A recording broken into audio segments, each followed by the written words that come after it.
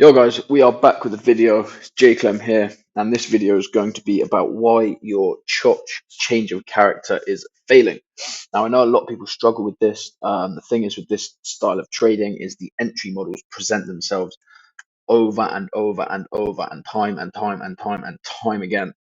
So the entry models show up all over the market in good places, in bad places. So inexperienced traders can lead to wondering why it's not working. Now the bigger questions you need to ask yourself, and you need to determine, obviously this also involves data gathering slash going back over your previous trade history, your trade journal, and you need to ask yourselves, what is the current trend in the market? Like, am I trading pro trend? Am I trading counter trend? What's the market positioning? Am I in relatively cheap or expensive pricing, in relation to whether it's a buy or sell? Have you seen other traders taken out of the market before your change of character? Have you seen other traders liquidated? Before an entry, usually there'll always be 9 times out of 10 you will see what's called a fake chop or a failed chop, right? Where you'll see a chop, you'll see a change of character, and ultimately price won't respect it because it's early sellers or early buyers being taken out of the market, right?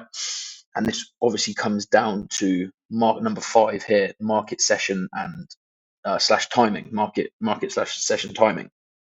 Like, what time are you trading? Are you waiting for London Open? Are you waiting for New York Open? Or are you getting in a trade, say at like 6 a.m., 6:30 a.m. London time, and then when London opens at 8, that initial, injection of capital into the market is then pushing you and taking you out of the market. And number 4, is this specific setup actually a good trade to take? So these are, very important questions to ask yourself overall. Now, if we come onto the charts, I just want to go over, this price action on GBP USD. Just for the sake of this, we'll go to the 30-minute time frame. So clearly, right, we have a 15-minute break of structure here, right? So instantly, right, when I come to the charts in the morning, the first thing I'd do is I'd see that we are bearish. Okay, cool. Then I would draw on, my premium discount tool, obviously between the swing high and the swing low.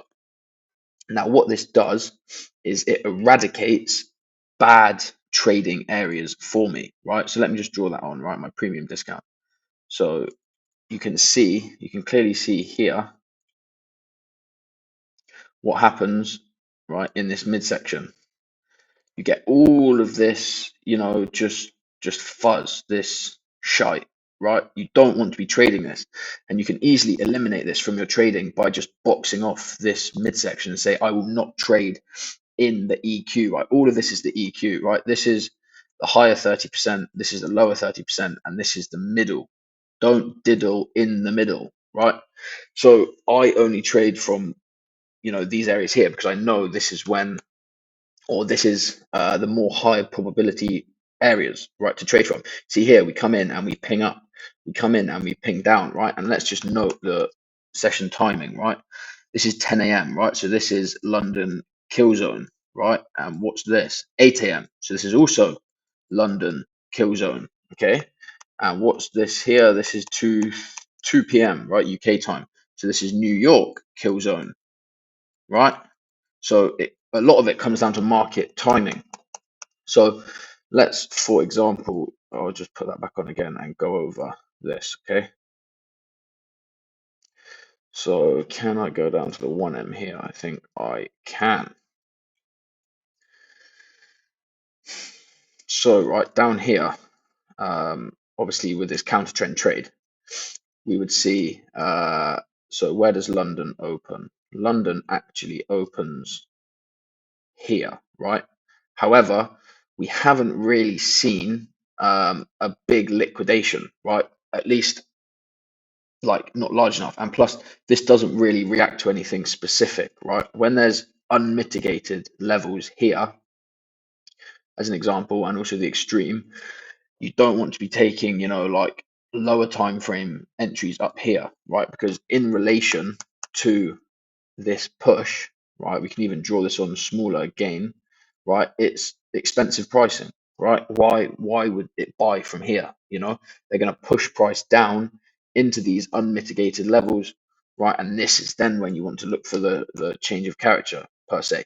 If this, right, breaks structure, yes, okay, then we'll wait for that pullback and we can get in here, because then we're waiting for that shift in structure opposed to just shifting lower time frame order flow, right?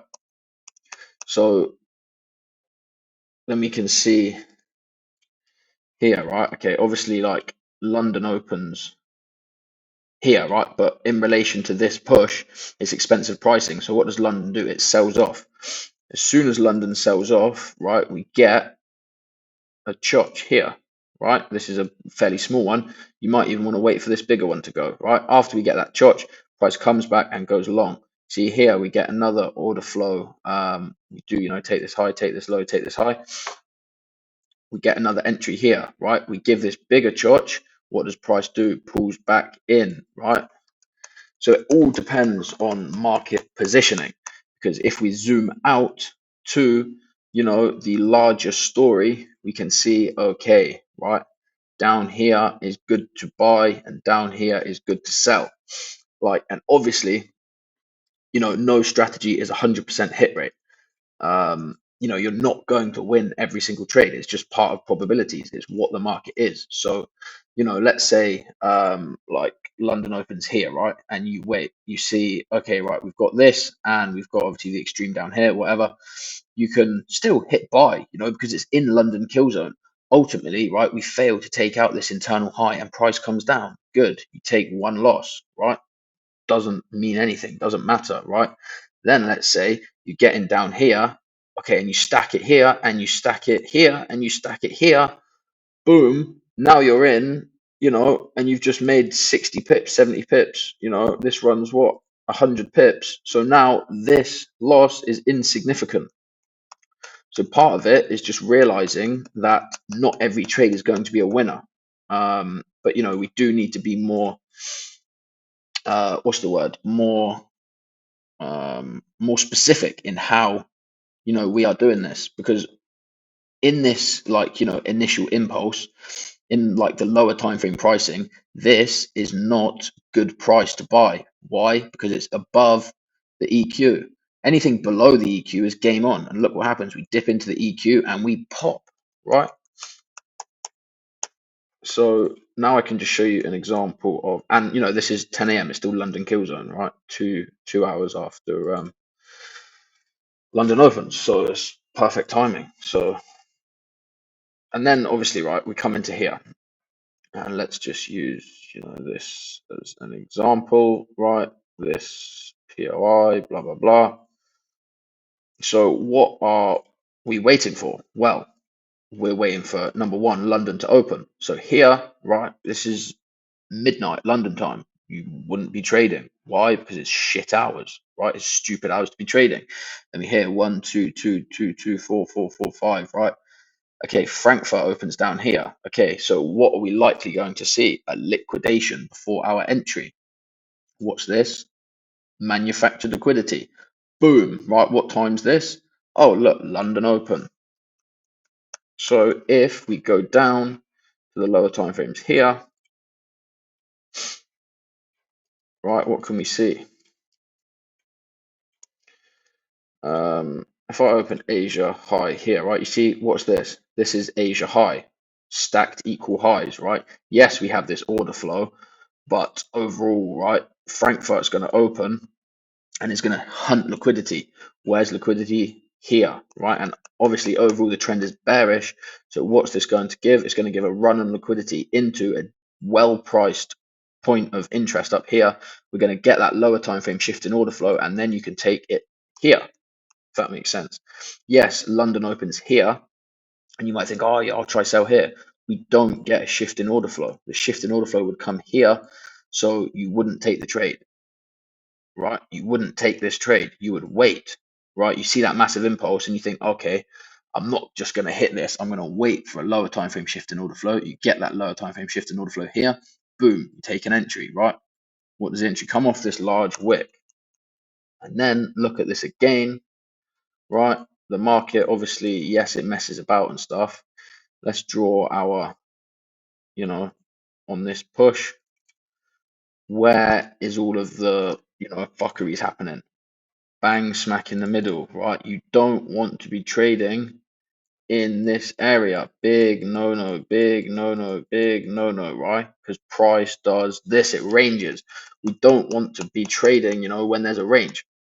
Look what happens, right? Price gives us, that hard run out of the range into, a valid point of interest on the lower time frame. We get a shift in order flow, boom, take the trade.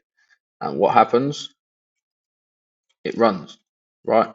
So it's all about market positioning. If I go back to here, right? What's the trend? Are you trading with the trend? Are you trading from a decent market position? Have you seen other traders taken out of the market before your CHoCH, right? Have you seen traders liquidated? Yes or no, right? Uh, where are we here? Is this specific setup actually a good trade to take? So let's just go back here, right? And we can see, I'll just delete these. Oh, that's not what I wanted to do.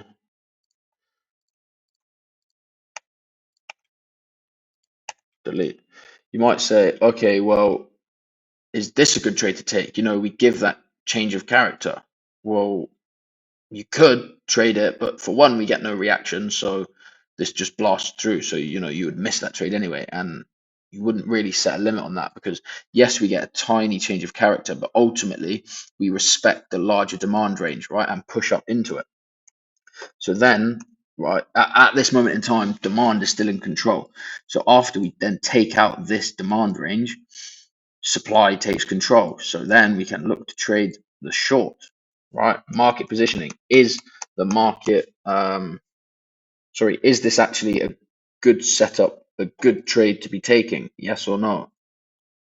And like overall, it doesn't come from like something too clean, right? It comes from this. I wouldn't necessarily choose that as like a POI to trade off. I would choose either this, right, or still we have this wick. I don't think that wick was mitigated to the EQ. See,